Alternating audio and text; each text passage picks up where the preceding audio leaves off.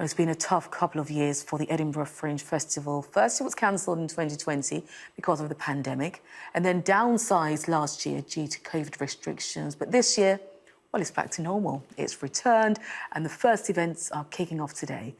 Our arts and entertainment correspondent Katie Spencer sends us this report from Edinburgh. Many a comedian has died a death at Edinburgh, but what about making dying the focus of your performance? Physical comedy troupe Ugly Bucket's new material is, they say, a cathartic reckoning of what awaits us all through clowning. We haven't really had much time to talk about or think about what we've just gone through.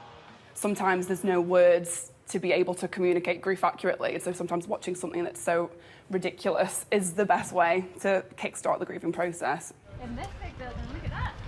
It's been a tough couple of years for the Edinburgh Festival. Cancelled in 2020, downsized last year due to COVID restrictions, but this year all is supposed to be back to what it was. Off the back of pandemic lockdowns, political uncertainty and a cost of living crisis, you would think there wouldn't be too much of an appetite for anything too bleak. However, a whole swathe of shows here this year are kind of dark. But are we quite ready to laugh about just how hard times are? People in the room need to trust you, that you're on the side of the angels, you mean the best for them and your subject matter.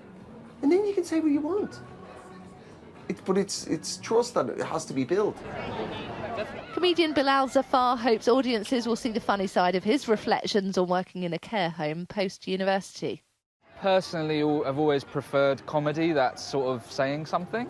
When it feels like it's not really about anything, it's just not as meaningful, right?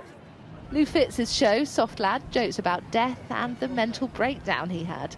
If you're going to go through pain, in life, you might as well use it in a positive way. And this is the only way that I could have channeled it to be positive rather than self-destructive.